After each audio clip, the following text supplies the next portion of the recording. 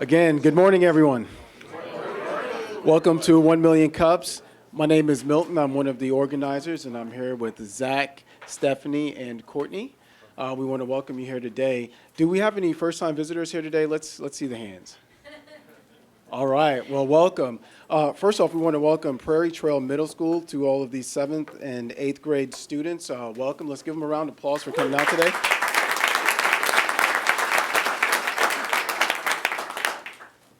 I also understand Beta Blocks is in the house. Welcome.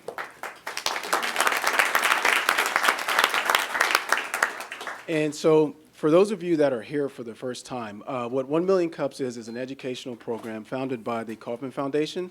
And essentially, we have 2 entrepreneurs come and tell their story for about 6 minutes. That's going to be followed by Q&A. We open it up for about 15 to 25 minutes. Typically, that's started by our expert panel here today, who I'll have stand up and introduce themselves really quick. You putting me on the spot first? Hello, everybody. My name is Alfred Kindred. I'm the regional manager of the Patent and Trademark Office in the Detroit site. And the question was asked to me, well, why are you here? I mean, you're going to tell me what are you going to do? And I say, well, I don't know. Why am I here? We scheduled a what we call a seminar, and a patent seminar. And what we do in that seminar is we talk to inventors, we talk to incubators about how to get a patent, about the details of a patent, about intellectual property, what it entails, how to select an attorney and things of that nature. And we go into and we talk to individuals in the area, especially in the region, about what we offer as far as our resources. One of the things that we offer is the fact that we can allow you to search the Patent and Trademark Office database. And you ask, why would you want to do that? It's very important because they have the latest and greatest of what applications is out there, what was filed. Now, you can use Google Scholar and some of the other ones, but the Patent and Trademark Office database has everything. We offer it free. We offer pro bono services and things of that nature. So, unfortunately, we got the advertisement out too late, so we couldn't have it. So we postponed it to the 25th. So that's the main reason why I'm here. And also to listen to these young folks up here talk about their innovation. Just a quick bio, hope I'm not taking up too much time. Just a quick bio. Was in the Marine Corps, got out of high school, Marine Corps, went to college, went to the patent office. I've been there for 22 years. And now I'm actually the regional manager of the Detroit Patent Office. And thank you all for this opportunity. And I was taking pictures for a reason. The reason I'm taking pictures is to bring back to headquarters what Kansas City is doing as far as innovation, the interest that they have. We don't have this much interest in Washington, D.C. or Detroit to see people take time out of their day just to come to these sorts of events. So that's why I'm taking the pictures. I hope you all don't mind. I'm only going to share it with headquarters just to show what you guys are doing. So thank you, Kansas City.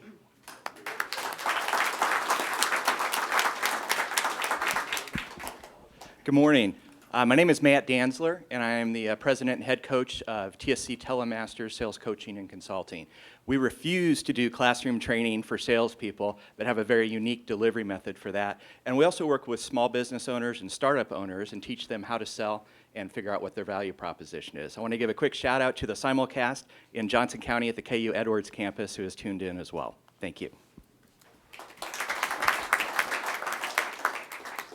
Morning, I'm Dan Schmidt with the Emerging Business CFO. We help support early and growth stage companies by handling their accounting and finance needs, providing a resource to them. We love the opportunity to work in the startup community, see companies go from idea all the way up to funding, and then from there. Thank you.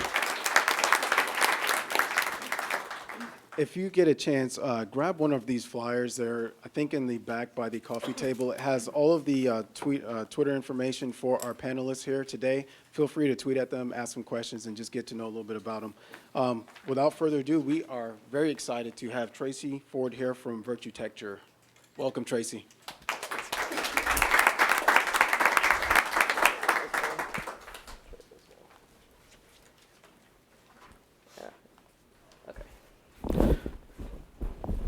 All right, can you hear me? Hi, everyone. My name is Tracy Ford, and I am the founder of Virtutecture. I grew up in a small town in south central Kansas of about 15 people. Yeah.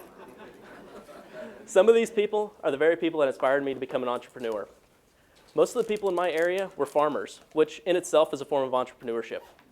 But the people that really inspired me were my grandpa, who owned one of the only bar and general stores for 20 miles, and my dad, who was and still is one of the only mechanics in the county that services farm equipment. They taught me to do what I loved and to work hard for it. So that's what inspired me to start my own business. Maybe. I have a master's degree in architecture from Kansas State University. In my time there, I discovered what I saw to be a major flaw in the system. The problem is that people have a hard time visualizing what's on paper. If I were to hand a set of architectural drawings to everyone in this room, chances are you may be able to tell me what it is, but what you're going to have a hard time doing is visualizing what it's going to look like and exactly how big it's going to be. Let me tell you about an experiment I did a few years ago. I measured out the length of a room and asked people, how long do you think it is? I got measurements anywhere from 30 to 70 feet. While the actual measurement was 55 feet, so some of these were relatively close, but it goes to show you that people's perception of size can vary drastically. And this is really important in architecture because what you see on paper and what you visualize can be very different. 2016 is quoted to be the year of virtual reality. From the release of the first modern commercial headset to numerous advances in technology geared directly towards VR. And Virtutecture wants to be at the forerunner of this field. And we want to do that by taking those 2D drawings and converting them into a real-time 3D simulation that you can actually walk inside of. Think of it as an open house before the house has been built. So we're going to do this by using the Oculus Rift, which is an immersive virtual reality headset that allows you to actually feel like you're inside the space. And we're going to pair that with our Virtusphere. This thing is a 10-foot tall virtual reality simulator. That's why we couldn't bring it in here today because it won't quite fit. That you actually get inside of, put on the Oculus Rift, and you can physically walk around inside your simulation anywhere you want to go. So this is an important means for clients to provide feedback as well as work inside of the simulation. Our simulations are completely customizable, so you can move around furniture, you can change floor and wall finishes, and just get a better all experience working between a designer and a client. So while most of our projects do pertain to architecture, we have done a few projects that are outside of that realm. Those include a ski jump, which you actually, this was a fun project. You actually shoot down the ramp and out into the stadium. We've also done a project where you get to sit in the driver's seat of a Tesla. And most recently, we've done a project that we're working on currently is firefighter simulation training to provide a safe environment for firefighters to train in. Some of our clients have included Sprint, Techstars, Commerce Bank, and several prominent architecture and engineering firms throughout Kansas City. But while most of our projects are architecture-based, we can do pretty much any project there is. So if you want to design a roller coaster simulation, or you just want to see what your new bathroom is going to look like, we'd be happy to work with you. Most of our competition are 3D animation and rendering companies that have been around for 10 to 15 years and have a well-established reputation. What you're going to get from these companies are high-quality still images and short animations. But what if you're looking at that animation and you say, man, I really wish I could see what's behind me? Or, I don't like the way the furniture is laid out. How can we move it? Well, to make those changes, it's going to take hours, days, and even weeks, depending on the size of the project. With Virtutecture, it literally takes seconds. Since all our simulations are customizable, you can move around furniture, you can change finishes, all in real time, and you can still get the same high-quality images and animations by just recording them on the screen. So a couple years ago, I decided to follow my dreams to make my dad and my grandpa proud. I moved to Kansas City and was accepted into BetaBlock's incubator. And I moved to Kansas City because of its great support for its entrepreneurs, as well as for its architects. And since we've been here, our next step is to grow. We want more clients, more features, and more interest. And because of that, oh, well, going back, well, I ended my slideshow, there we go. And because of that, if you know anyone that is an architect, an engineer, somebody building their own house, or somebody in real estate or construction, come talk to me after the presentation. Again, my name's Tracy Ford, and I'm the founder of Virtutecture. Thank you, Tracy.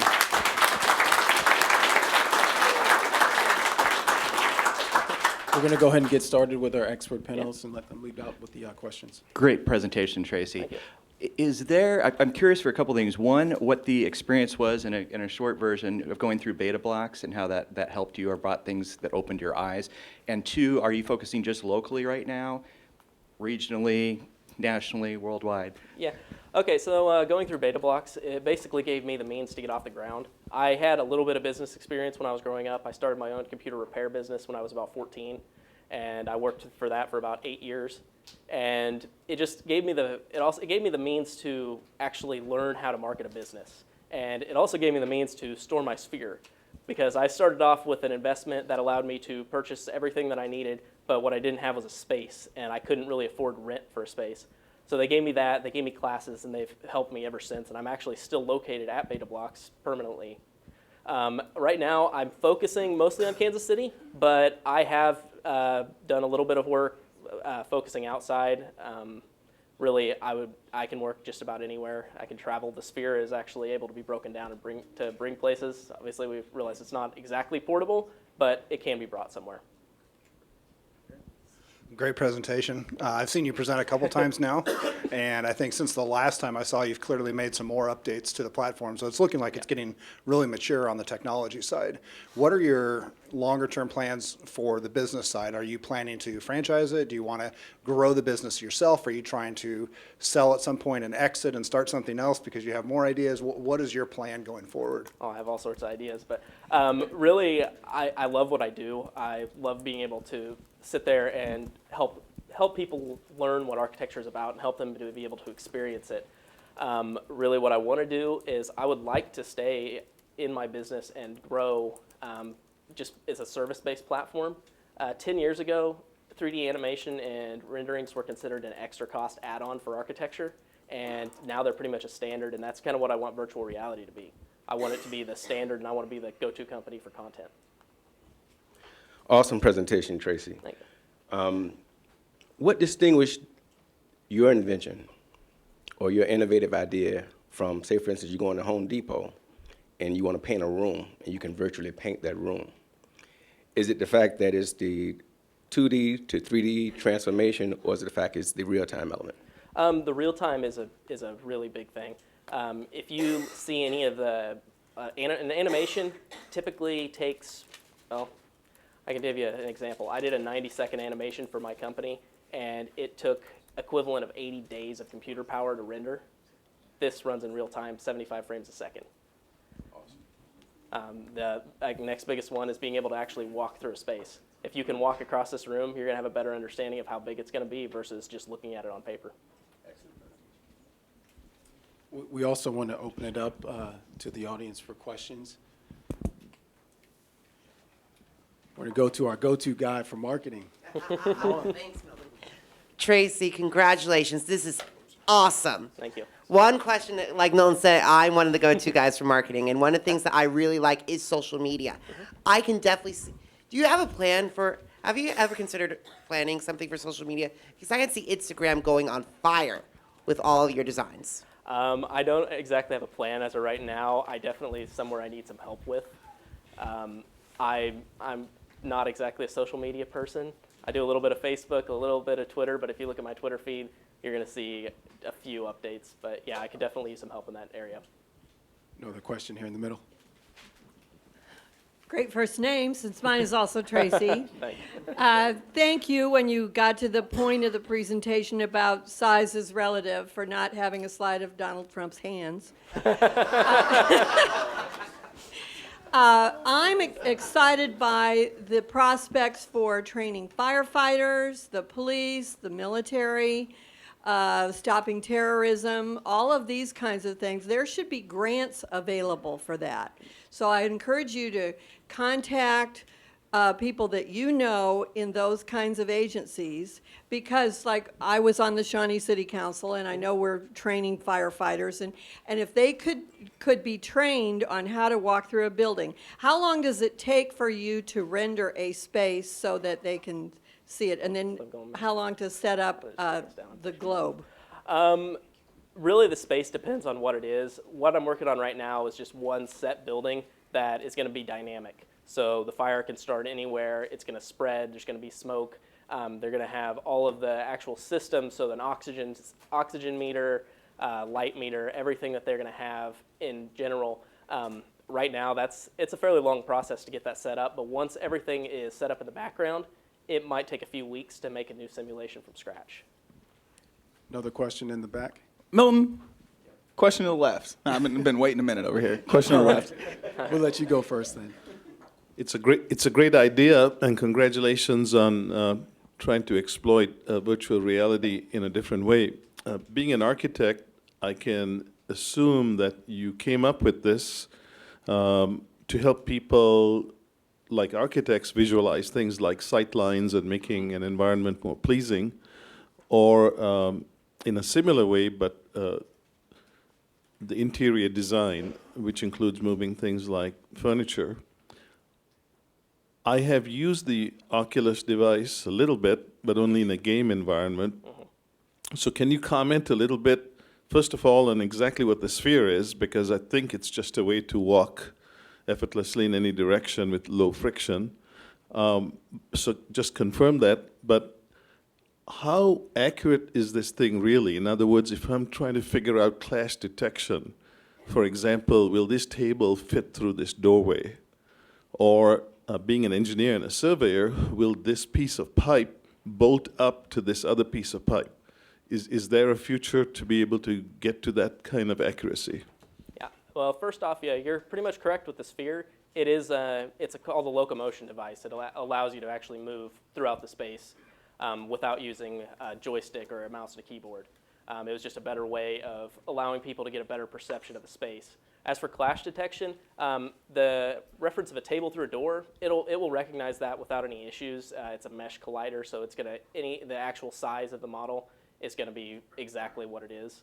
As for if a pipe's going to fit together, everything's modeled exactly how it would be. So if you use Revit or 3ds Max, it's going to be modeled to the exact same size. So it can do that, but it's not quite like, I'm guessing you're familiar with the Navisworks that does clash detection for you. It's not going to be the same as that. It's not going to spit out a whole report for you, but it is something that's possible in the future. Hi, Tracy. What is your, well, first of all, amazing invention. And then what is your plan to expand? Do you plan to go to architectural expos or network through Techstars, which is the national organization? I am doing quite a few expos right now. I did one a few weeks ago called the CSI Expo, the Construction Specifications Institute. Had a lot of architects that went to that. Really, right now, it's word of mouth and expanding. It's going to be training more people to make the simulations and just to build off of that. Up front to your left, Tracy. Mm-hmm. Tracy, thank you for your presentation. It's great. I did have a question. The pace of technological development and innovation in virtual reality is relentless. How well does your process scale forward to newer products like the HTC Vive or the Microsoft HoloLens? Directly compatible. I'm keeping up to date as each one comes out. Basically, it involves me buying it each time it comes out, which is a major hurt in the pocket, but yeah, no, I have the new Oculus on pre-order and the HTC Vive on pre-order, so I'm working with those to find out what's the best technology for the future and keeping updating as I go. Another question in the back? Oh, he's got one over here. There's no doubt Guy that in the red this, shirt. Tracy, there's no doubt that this is the future. My kids are going to enter into a world of adulthood where this is going to be just a norm, as you say. I'm curious, when you're in such an innovative, disruptive field that is quite big, I mean, this is going to be huge, right? This is a really big industry that you're playing in. Every entrepreneur has to figure out what problems they're focused on solving, and I can see kind of a path that you have. You either go more the technology path and solve problems around the technology that others then leverage and use, or you go down a path of maybe what I would call more business or application in terms of, okay, what are some real world examples that we're going to do, like the firefighters? Where are you focused right now in terms of next steps for the company? I think right now I'm still trying to focus on, I really like the architectural side, but I'm really open to anything right now because it is such a dynamic field. There's so many directions that I can go. The firefighter simulation, I feel like it's going to be something that could be really important. I have a partner in that, and somebody mentioned grants earlier, and he is looking into that. He's a former firefighter of about 25 years here in the Kansas City area. So that is an alternative route to go. Really, there's pretty much unlimited possibilities. Question here to your right. Just a quick question on the firefighters, police, and military, especially the SOF folks. When they do a knock and kick in event, let's say, how many people can you link up with your headset, and how big can you scale up that sphere there in order to get a full team involved in training? Currently, I only have one sphere, but headsets, I can link as many as you want together. So if everybody's sitting there behind a computer, I could link 15 or 20 of them together without a problem. Yeah, and you can see each other inside of it, so you can have an avatar.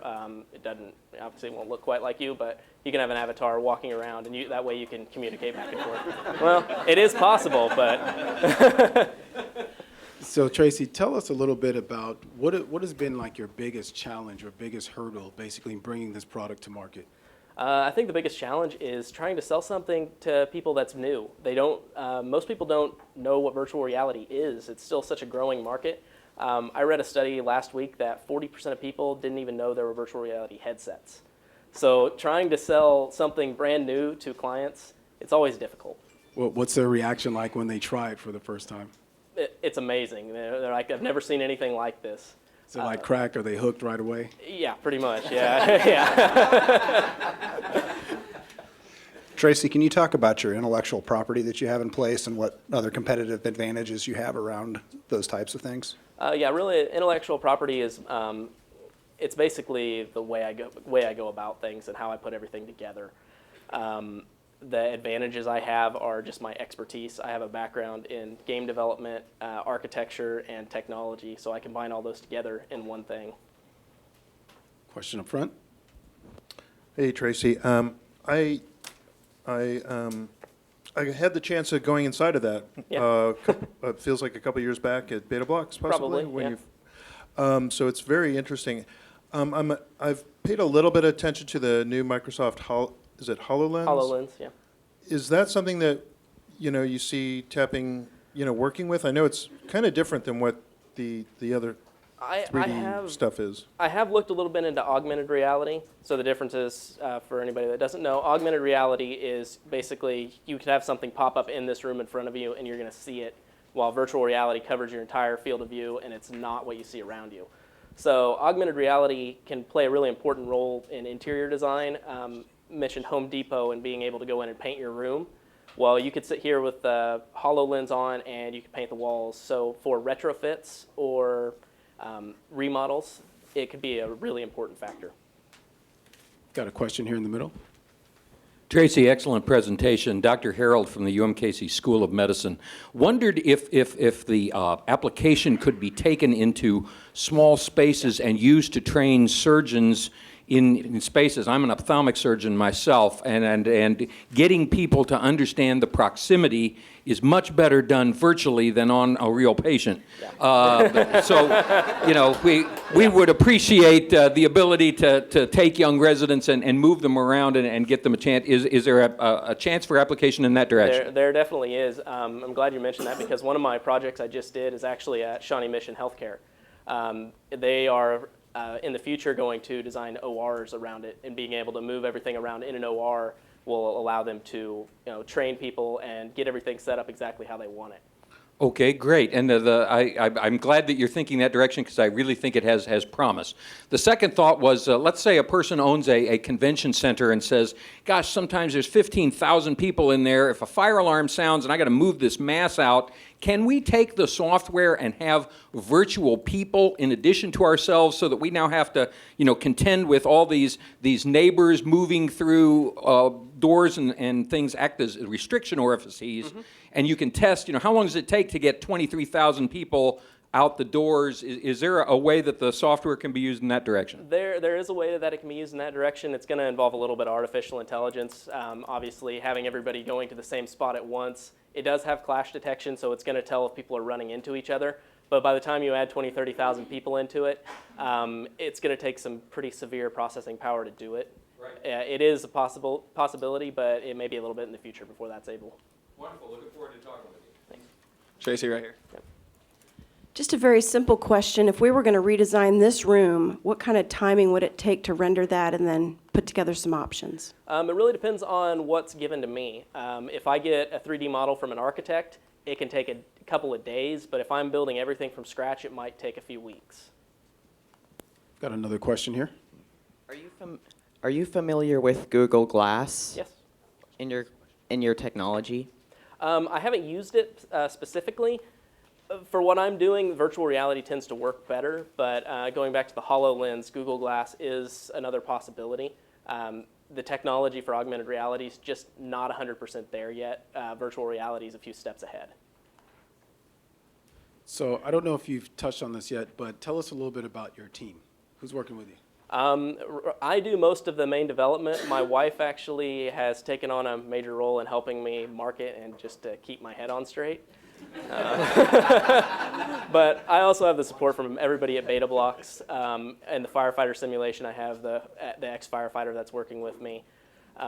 Really, I'm trying to expand right now, but until I can get more clientele, it doesn't make sense for me to hire multiple people.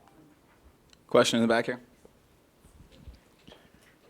Being that you mentioned you could move things around in this, is there a sports aspect where Hosmer could learn to hit a curveball?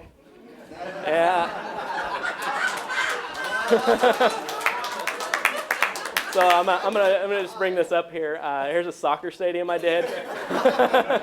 You actually can kick the soccer ball around. The technology I'm using is adapted for games. I do know there is another company here in Kansas City that actually pitched at 1 Million Cups a couple years ago that is adapting something like that. They're doing a training simulator for baseball. Got another question here in the front. Hi, Tracy. So a lot of ideas presented, a lot of options, and infinite number of possibilities for you in this product and your business. What are your parameters? Like, where are you not willing to veer off into? You know, that's a really good question. As of right now, I'm pretty comfortable with everything. I guess if it came across, I would tell you if I'm not comfortable going into it. I can't give you an exact answer on that. One last question in the back here. You'd mentioned you were sort of behind on the social media aspect of your promoting your business. I find it a little bit surprising that is, for the nature of the business that you're in, that's one of the things that's lacking. What's your plans of moving forward to maybe getting some middle school students from Olathe to help you out? You know, they can do social media better than I can. The firefighter simulation training actually came from social media. It was just somebody that found me through Facebook. I need to work on that aspect, and any help that I can get would be appreciated. Yeah. I mean, I'm open to just about anybody on that because I know it's essential in what I'm doing. Architects in general, any of the architects here in Kansas City use social media to market what they're doing, so it's important in that aspect. All right, Tracy, the big last question. What can we as a community do to help you? I mean, if you know anybody that's an architect, an engineer, anybody that's designing their own house, or even anybody just interested in virtual reality, have them talk to me.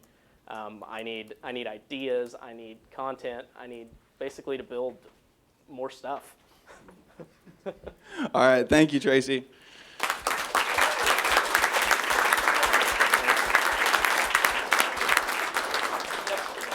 All right, I think we're going to have kind of a mass exodus of the younger student population here, from what I hear. So give them a couple seconds to get out. Everyone in back, if you're wanting to actually be able to see and not watch this on TV since you drove here, come on up. And as all that's happening, we're going to switch the screen, and I'm going to tell you all about what's happening this week. What? I'm going to talk about Mug Club first. All right. Where is the...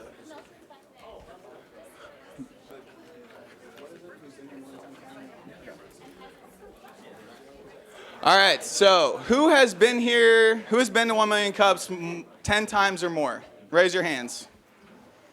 Who has been to 1 Million Cups 10 times or more and has not received a mug?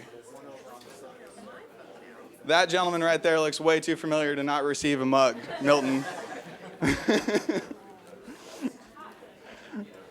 All right, so all we want to hear from you is who are you and why do you come to 1 Million Cups every week? Hi, Doug Wager. I've been coming every week as often as I can. I just love seeing what's going on in Kansas City, all the entrepreneurial spirit, hearing the questions. They're questions that I often need to ask myself about the things that I'm creating. So, no, it's very exciting. A lot of energy here, and that's what I love.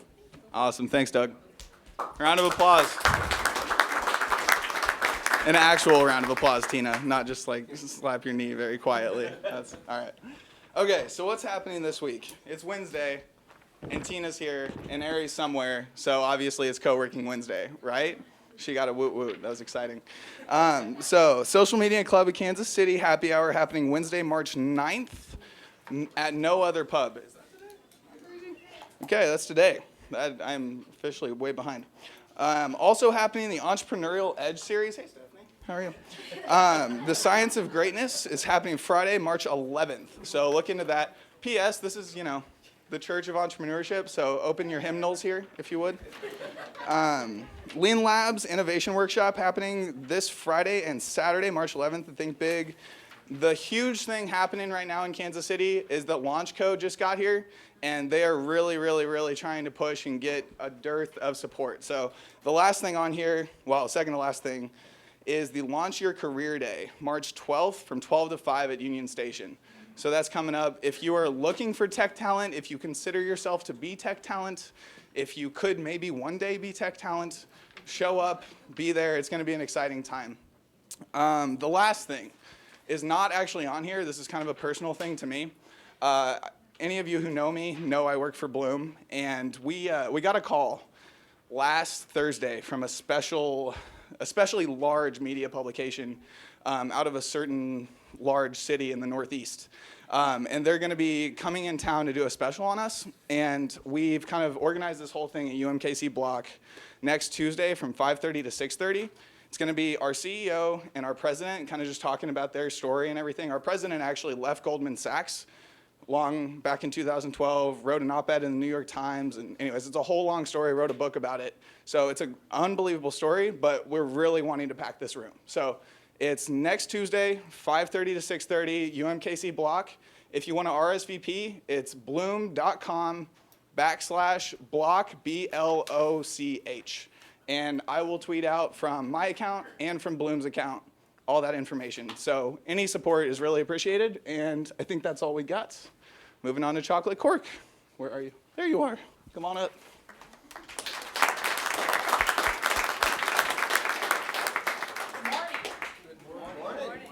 Okay, so how many of you have been to a wine tasting?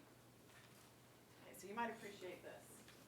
If you're drinking 6 glasses of wine and you call it a wine tasting, then it's classy. How many of you have been to a chocolate tasting? So a few of you. I'm Carrie Lauderdale Olson, and I am the founder and CEO of Chocolate Cork. Chocolate Cork is where chocolate meets wine in custom design and perfectly paired classes, kits, and events. My background, I have 16 years in corporate America in product development and marketing and innovation. But this has been a long time dream of mine. When I was 8 years old, my mom and her best friend started B&B Chocolate. And so my first entrepreneurial endeavor was to make chocolate suckers and take them to school and sell them. Not something you can do today, but that's what I did. I loved chocolate, but my love of wine started a little bit later in life.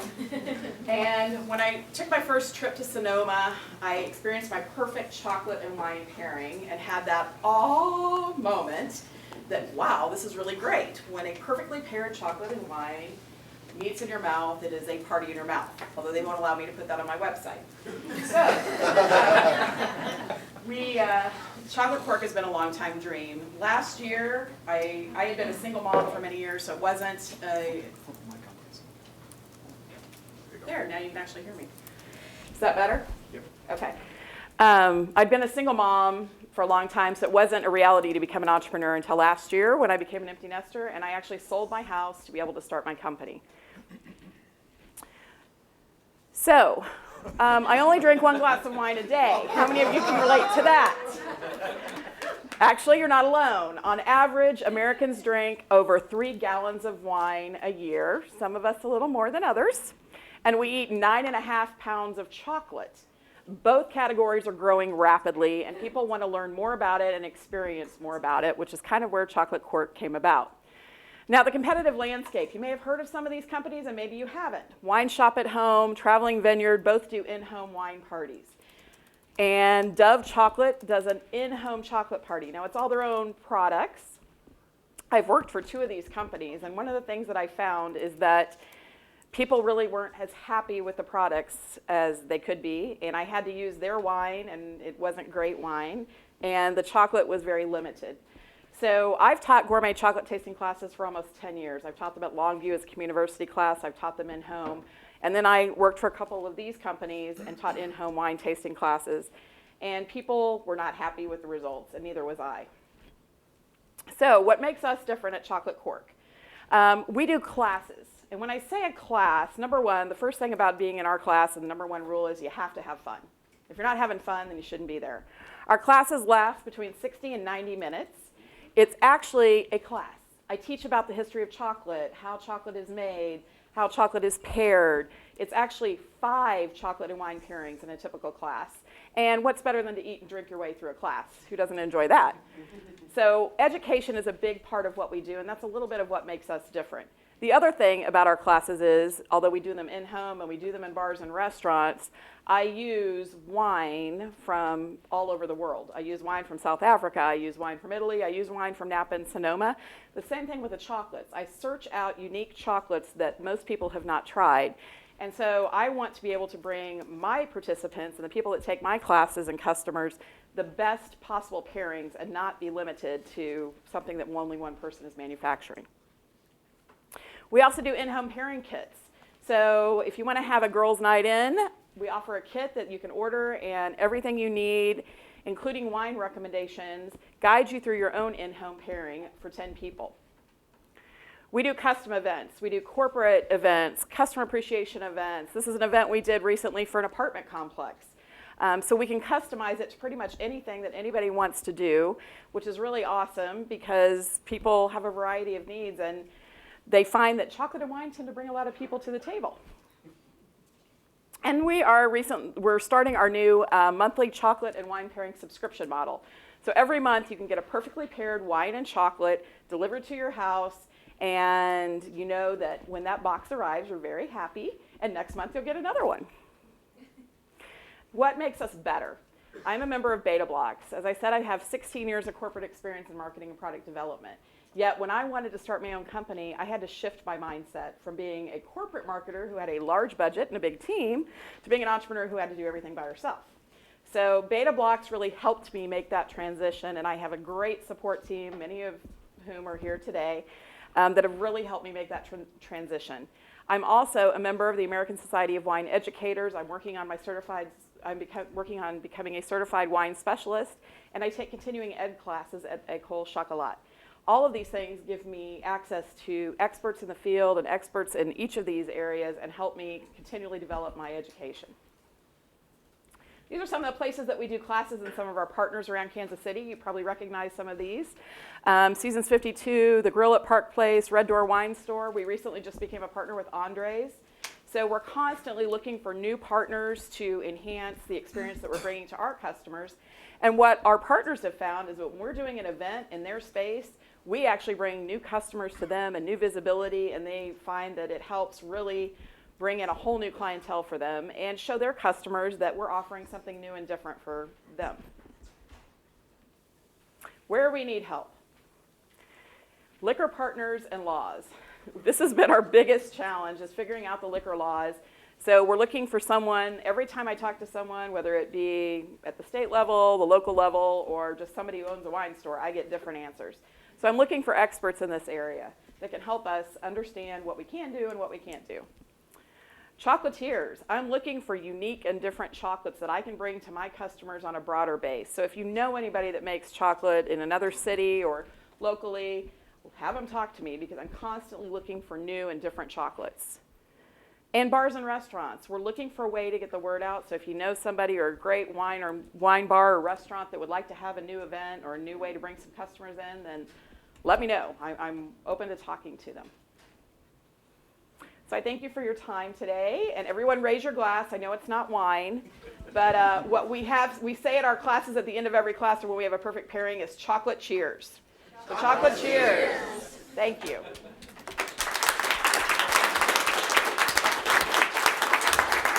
All right, we're going to go ahead and open it up to questions from the panelists. Dan?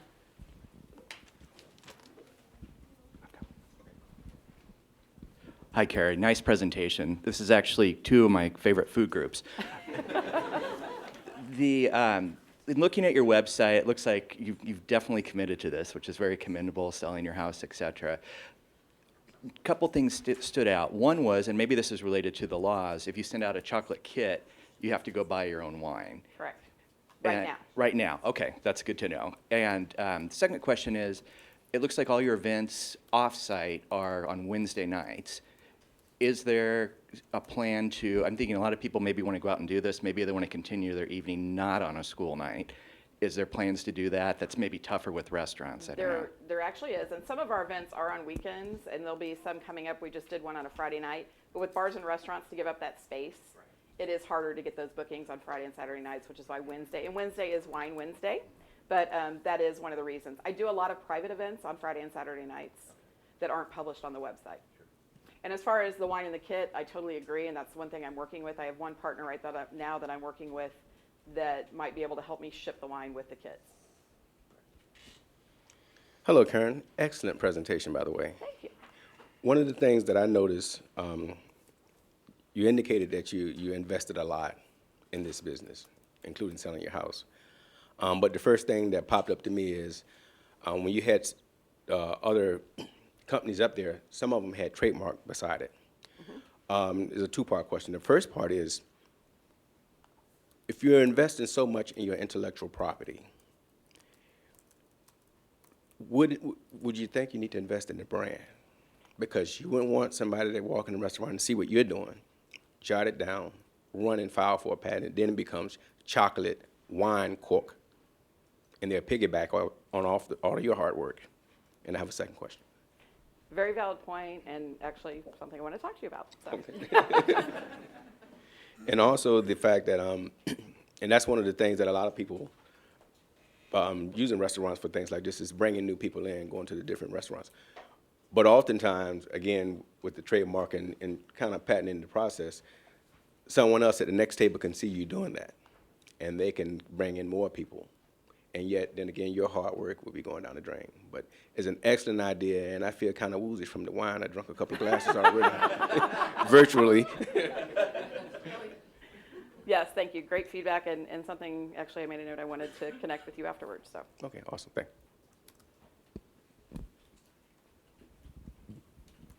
Good presentation.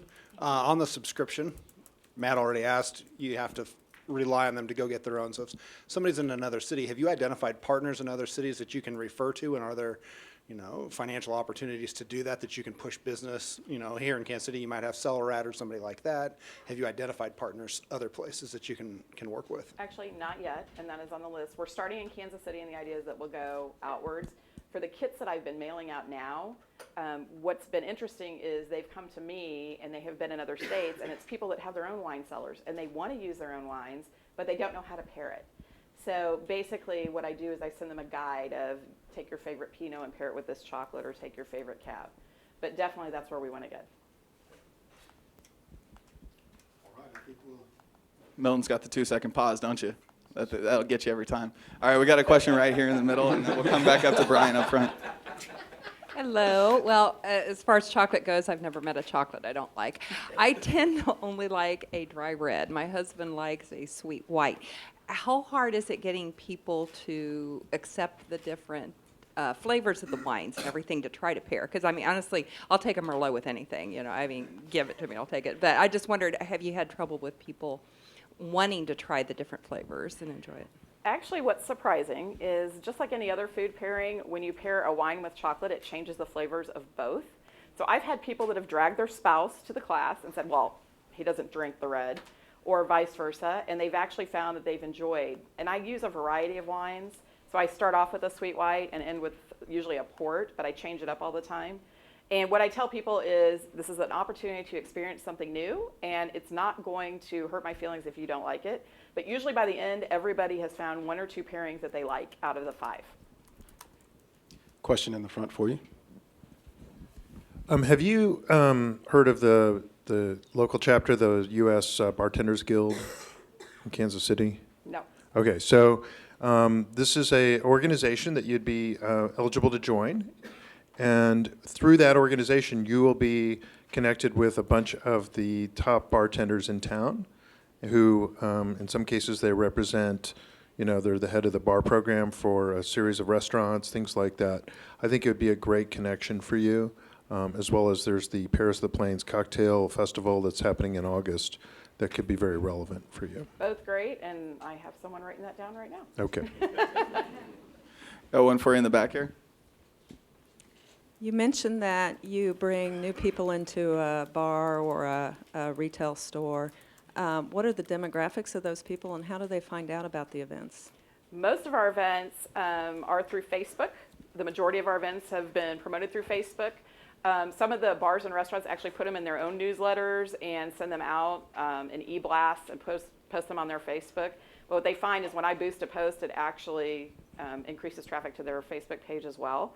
The average demographic is 25 to 54 is the predominant age group that we hit and hit hard, and that's pretty much what's in our classes. Another question here in the front. Hi, great presentation. My name's Steve Stryker. My cousin operates a business in Napa, California called winespies.com, which is one of the largest multi-state wine distribution operations in Napa. So your note taker, write that down. I was going to send you an email. I found your website, good mobile presentation. A lot of people don't pay attention to how their websites look on the mobile presentation, which you got to do nowadays. So that's an idea for you. I'll hook you up with Jason. What about your capitalization? Are you just mortgaging your house and your credit cards and borrowing some money from your mother-in-law, or are you looking? Sitting over here, yeah. Okay.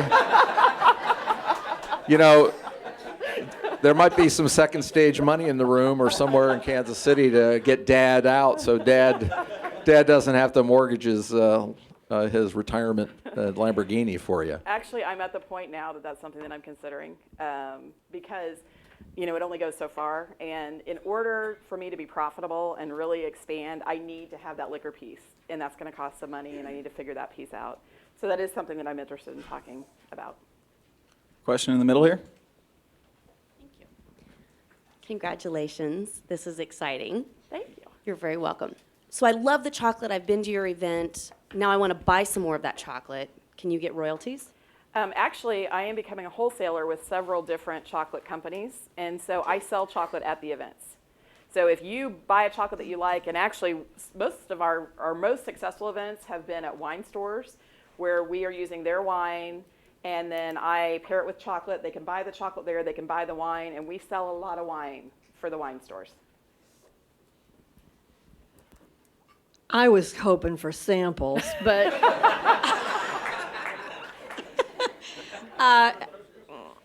do you know Christopher Elbow, the chocolatier here? I mean, he makes artisanal chocolates that are just, he's like world class, so definitely you need to check with him. I used to do surveys for Leslie Rudd at Superior Liquor in Kansas, and man, that is going to be tough because the Kansas legislature is never going to let you in. All those legislators had mistresses that owned little 10-foot liquor store. And so that's why the Kansas liquor laws are set up that way. Obviously, I was on the wrong side of state line. But I'm glad to hear you're selling the chocolate. I would assume there's more that when I go to a home party, I come home with an armload of, Mary Kay or kitchen stuff or jewelry or something, and I would expect to come home with an armload of chocolate that the restaurant is not going to resent you selling, and that there'd be a lot of profit if you can own that market. The restaurants have no problem with me selling the chocolate. They've been fine with that, and that's kind of what I negotiate when I go in, is I'm bringing my own chocolate in, I'll use your wine. Christopher Elbow, I've been working with them trying to reach an agreement. So that's been a longer process. Andres here in Kansas City, I recently became a wholesaler for them, and I'm going to be doing 2 events for them. The first one's a private event for Rockhurst, the Rockhurst Alumni Association. I'm a Rockhurst alum. So I am doing a Rockhurst Alumni Association next month at Andres, and then I'm going to be doing a private event or a public event later in April or May. We're working on getting that scheduled, where I'm going to actually promote their wines and chocolates in store and teach the class there. So, but good feedback. One in the back here. So you say you're trying to figure out the liquor license part of it. If you're doing a private event in somebody's house now, how are you doing that? I have a partner on both sides of the state line, and so essentially what I do is the hostess will actually, we set up an event and everyone pays for their tickets, but the hostess actually purchases and picks up the wine at either one of my partners on Missouri or Kansas and takes it home. So I go pre-select it and they go buy it and take it to their home, so I'm not touching it. Good answer. Question here in the middle for you. I end up doing a lot of work with galleries sort of in Kansas City, and while that setting wouldn't necessarily be appropriate, I think, for like a full class, at least with the events I have in mind, do you have any resources or abilities to kind of have something that isn't quite so education focused, but is still more that kind of social value added, like 2 people can come together and have like a really awesome event now instead of, bringing Sam's Club hors d'oeuvres or whatever, right? If we could invite you instead. Yes, absolutely. And I'm doing some private events like that. And what I do is I do tasting stations. So instead of an actual class, we set up pairing stations with different wines and chocolates, and I have little note cards about what they are, and we can either be on site or not. But yes, we can absolutely do that. We should talk. Question here in the front. Hi. In looking toward the future and becoming more profitable and, of course, multiplying yourself because you can't be at every event going forward, are there possibilities to license, say, hotels and places where liquor is already sold, where you might be able to take like a royalty, a small percentage or whatever of a sale to multiply your business so that you're not so focused on the labor? Actually, that's a really good question, and that's something that we, an idea that's been brought up is maybe licensing chocolate cork pairings to restaurants and bars, where I make the recommendation, I pull the chocolate together and send it to them and recommend it, and then we do it that way. That's just something we haven't got to yet, but I think it's a great idea and it's on our list. We've got a question across the room here.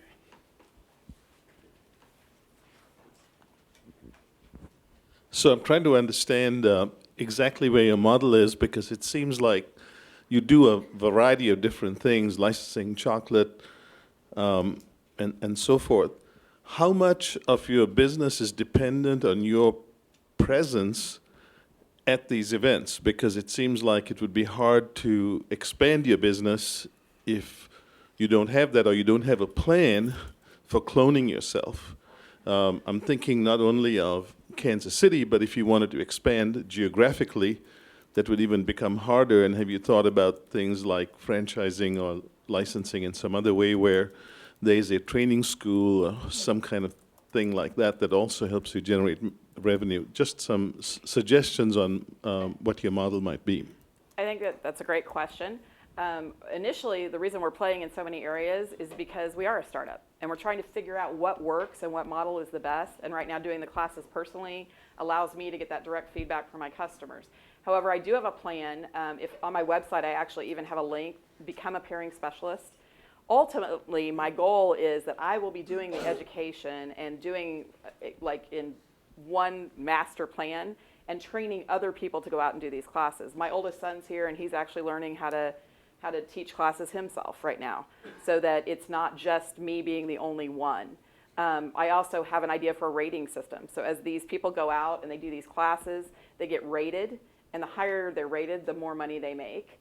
Because if it's not fun, people aren't gonna wanna do it. So you've gotta be good and you've gotta have a good personality and be out and be able to do that. So that's one of the things that we're thinking about. So I have a question, just personally. So you're covering kind of all the, the post 5 o'clock stuff, right? Well, so I guess, majority of the room is probably only after 5 o'clock having a glass of wine, we'll say. So are you considering anything on the other side of the vices, like caffeine-wise, anything in the mornings, that kind of thing with coffee? Actually, and... we're not doing the chocolate and wine pairing or chocolate and coffee pairings yet, but Andre's just partnered with a roastery to do a new chocolate coffee bar. Exactly And what I that's was one of the getting things at, that I'm yeah. carrying, and that's Awesome. actually what I pitch in my classes is now, if you can't wait till 5 o'clock for your wine and chocolate hit, here's your morning coffee and chocolate bar. Awesome. Lawrence? You mentioned that you're doing a lot of discovery work with your customers, and it was good to hear that. I'm curious, how are you kind of organizing and capturing what you're learning so there's some intentionality about it, and it's not just jumping from one idea to the next idea to one customer's feedback to the next customer's feedback. Are you structuring that feedback process any? Yeah, actually, we just redid our website about a month ago, and one of the things we're doing is we're capturing everything in MailChimp. I have a marketing background, so what I'm trying to do is take that feedback and start to see trends that we're seeing. I try to do surveys at the end of every class and capture that feedback and then adjust accordingly to make sure that if we're getting consistent feedback about something, that we need to change it. Like we've heard on the kits, I want the wine with it. That's a no-brainer. But as we're doing all of this, we're trying to capture it and see if we're seeing any trends and try to adjust accordingly. All right, we've got time for one more question from the audience. Quickest hand up. Whoop. You running, Courtney? Yeah. Okay, so in training other chocolate cork specialists, are you open to the concept of making that training content available on YouTube or your website and things like that for two reasons? One, to develop interest in becoming a chocolate cork specialist, but also to expand your reach? I think if I make it available online, it's going to have to be protected because I really do want to protect that IP. But I do think that it's going to have an online element to it. In my previous life, one of my roles was doing all the training. I've won national awards for developing training programs, so I'm comfortable with that. So I really think that online reach is important. Okay, so our final question for you today is, what can we as a community do to help you?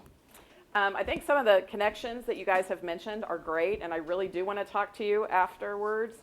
Again, the liquor piece is really important. If you know any attorneys, if you know anybody that's dealing with it personally, I want to talk to them. The chocolatiers, if you have a connection with somebody, let me know. The connection in Napa is awesome. I'm really just trying to make those connections and talk to people who are in this business that are really helping, that can help me kind of go the right direction. And again, the bars and restaurants. If you got a favorite hangout, and I think the Bartending Association is a great suggestion that I need to get involved in, and any other suggestions like that. My email's up here. Well, the email is Keri@thechocolatecork.com, Keri. And then our Facebook, Twitter, and our website are all right there. Thank you so much for your presentation today.